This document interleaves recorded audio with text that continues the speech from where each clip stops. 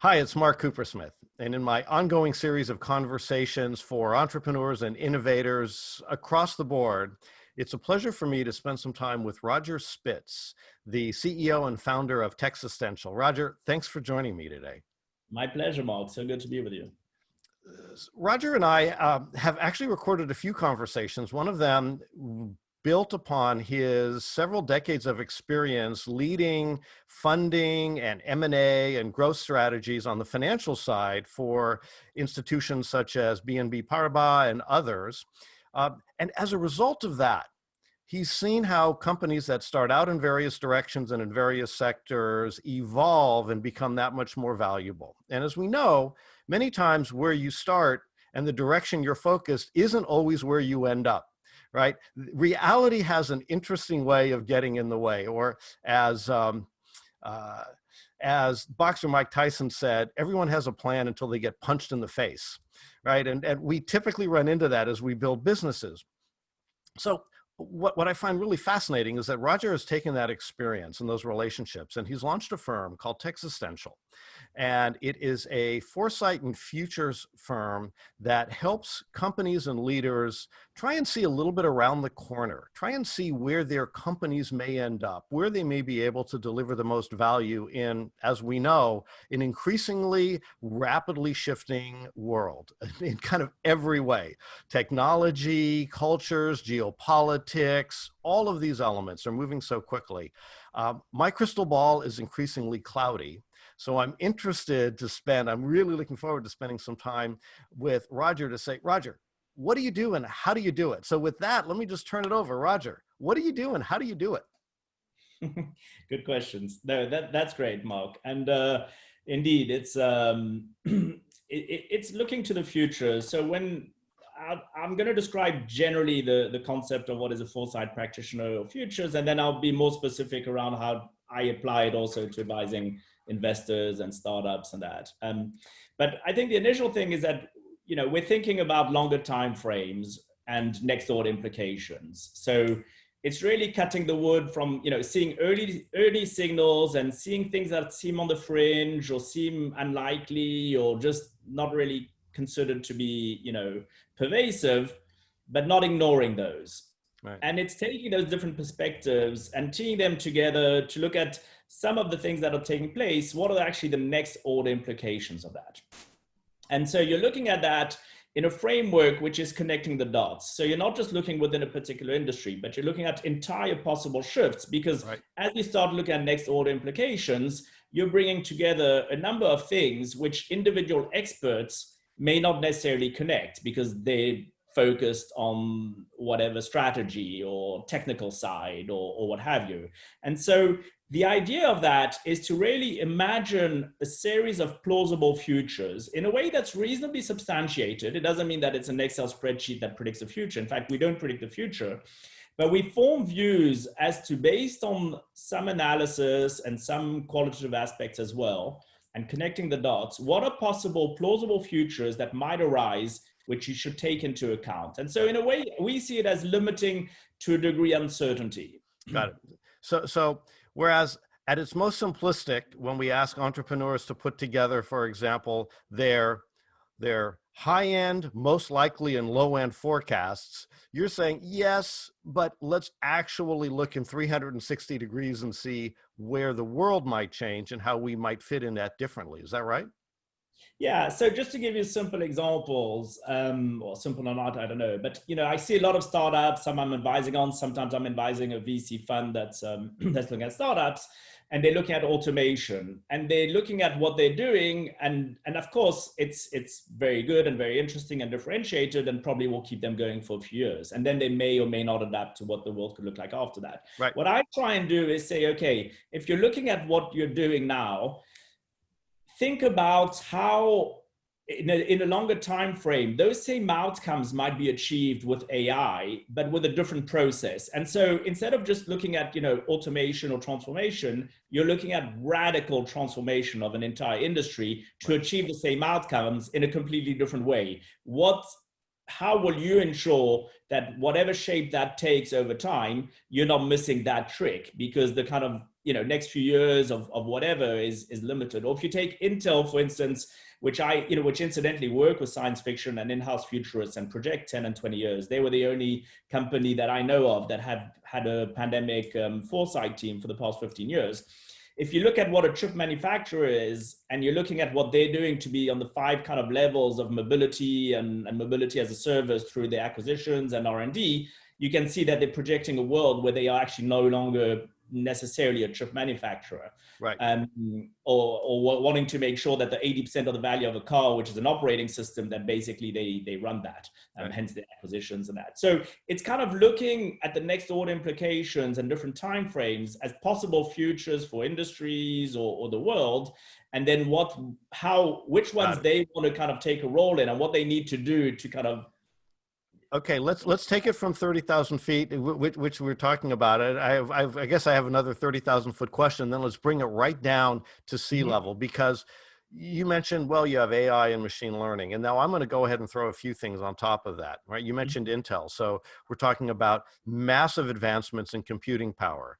We're talking about ubiquitous connectivity of everything and trackability of everything. We're talking about huge changes in material science and on-demand manufacturing and a better understanding of the human genome and we add all of those together and we say there's essentially an infinite number of variables, and we can run all the Monte Carlo simulations we want on those.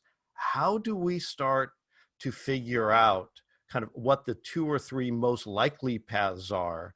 Because if we have an infinite number of paths we might go down, then that paralyzes us from the standpoint of making decisions and progressing. Yeah, so I think there are 2 elements. One is there are ways of trying to keep on tab of what kind of some of the long-term possible evolutions are. And the second aspect is having teams and leadership who have the right mindset to be able to sort of notice what should be noticed and not the other way around. And, if you take Intel as an example, and you look at the DNA of the company and Andy Groves and only the paranoid survive, that's exactly what we're talking about. Right. Every day is well, I also loved Intel because they were one of the first companies to actually have a team of anthropologists on board to study human behavior and how humans interacted with machines to solve problems, to enable them to actually look at that computer machine interface, right, which starts talking about all sorts of things. You mentioned BCI, brain computer interface, just a moment ago, but also kind of issues that may arise later. So Intel's very thoughtful about this. Yeah, and that's very important, because why are they doing that? In addition to the points you're making, it's to do with empathy. It's because and of course, human computer interface, but more specifically, once you have intelligent, aware, and social machines, and the humans are interacting with intelligent, social, and aware machines, what does that mean then in terms of all that? But we don't interact with machines on a daily basis. Oh yeah, except for Alexa and Google and everything else, right? So we're all doing that now. Which are not yet intelligent, they're probably not social, and they're certainly not aware. So it's that shift as you project to what this becomes. But then to give you the next level answer for your CEO concretely, I think it means 2 things. One is, and again, Intel's a good example to my mind, they have in their teams people who look to the future. They have famous or relevant futurists. They work with science fiction companies to project a certain amount of years. They have, of course, Intel Capital that is looking at these trends, even though it's quite separate. But they have basically all the setups to be on the edge, to be on the fringe, to spot what's happening, to have an outside view, and to look long term. And the second thing is really, I personally think that they are more careful to sort of avoid the kind of cookie cutter leadership teams, and have, mindsets that are more kind of diverse, that are more anticipatory. Some of the disruptive innovation with the Israeli acquisitions and the leadership they give the Israeli teams and all that. So I think there's an element which is the characteristics of the people you employ, which is key, because your company is based on the employees. And the second thing is there are a number of things that can be done to make sure that you're keeping your eye on the future in a way that's very relevant even today. Yeah, well, and I think I would almost be remiss, you mentioned a word that's sometimes a polarizing word, which is diversity, but I'd be remiss, especially in the current environment, not to focus on that as a huge benefit that companies really need to focus on to Yeah. drive that diversity. And it's not, it's social diversity as we take a look at our teammates, because Yeah. we want to have all that perspective. And it's also diversity in the types of skills we have on our team. So, we were talking about Intel having anthropologists, which you would not think would necessarily be a fit inside a chip company, and other Yeah. things like that. So this note of when you think about trying to tell the future and you're looking at how global markets shift, having that diverse set of inputs on your leadership team, hugely important. Yeah, and I'm just going to make, I know we're going to sort of be wrapping up shortly, but I'm just going to extend a little comment on that diversity point, because for me, I completely agree with everything you said, and I'm going to broaden it slightly. And B, I actually think it applies to today's world as much as the future. I'm not suggesting, you were suggesting it's just now, but the point is that for me, it's not, it's a concrete necessity today. And the reason is the following, is the reason is that I think that today we're in a complex environment, which is that they're basically unknown unknowns and no right answers. And Yep. causality is not straightforward. You can only know it ex post. And therefore, you can't rely on experts. And therefore, you're constantly in an emergent model of decision making and seeing what the answers are, because there's no right answer. There's no cause and effect like that. And therefore, unless you have the different views, which are innovative and different perspectives to experiment, to innovate, you're basically, even in today's world, which is complex, not going to be able to make decisions, because you can't just go to the next corner office or whatever and check with the expert on XYZ, because a complex world is precisely one where the right answers are not so straightforward. And so unless you have the different perspectives, how are you going to develop that emergent behavior, which are required in complex adaptive systems to evolve to amplifying certain behaviors to get somewhere and dismiss other actions which seem less fruitful? Right. All right. Let me ask you a question. I'm going to piss off a few of my friends with this one too. Pick one of these 4 replies. How do we tell the future? Data-driven quantitative models, number 1. Number 2, constant experimentation. Number 3, design thinking and the creative process. Number 4, all of the above. Number 5, none of the above. So I'm going to go for number 4. I think everything's equally important. If I had to choose one, I would go for the one which is constant experimentation and prototyping, because I think ultimately it's the here and now, not just the future, which is developing the emergent behavior where they are basically unknown unknowns. And that is the complex reality, whether you're looking 10 years ahead or whether you're looking at everyday decisions. Okay, so right now, especially as we sit here in the San Francisco Bay Area and the fog rolls in all the time, the future is amazing. Oh, and we have a lot of smoke right now because of all of our fires. The future, it's really hard to sort out all of this complexity. So from the standpoint of how a leader of whether it's an early stage, smaller startup, or a growth stage firm, or a multinational approaches this, you have access to different resources, you have access to different markets. How should they think about it? And I expect you engage differently with each of those different types of firms in your work at Techistential. Yeah. So, again, we don't predict the future. We just help, navigate Yeah. and reduce uncertainty. And I think it's really finding a way of reconciling short-term decisions in a complex environment with an emerging behavior we talked about, with long-term thinking and keeping an eye to the future. And it's the Right. ability to do both in an emergent way, because we don't have, unfortunately, cookie cutter or the sort of world in a more kind of obvious or complicated way. It is really in the complex way, with the requirement to basically reconcile the day-to-day emergent behavior for which you don't have a sort of playbook, and also keeping an eye to the future in ways which might mean that you just don't have visibility. You do not know. Yeah. So let me summarize and then give you the last word.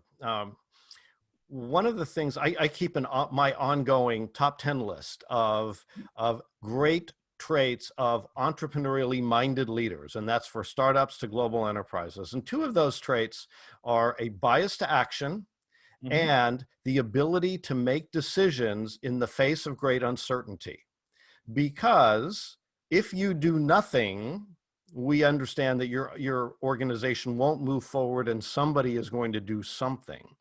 So two of those feel like this is kind of where you integrate, because standing still is sometimes it's a reasonable strategy, but not always. So how do you help leaders make decisions given that uncertainty? How do they think about that? Do you winnow things down? Do you provide 2 or 3 alternative scenarios and enable them to either run experiments or have that bias to action?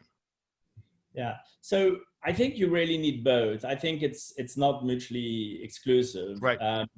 And I think, what we try and do is really make sure that the leadership teams have an understanding of those dynamics and have the right support and teams and ways of kind of thinking about the future that they need. And so it's not necessarily that I provide that. It doesn't matter who provides it. It's the mindset they need to have and the teams they need to have around them or support.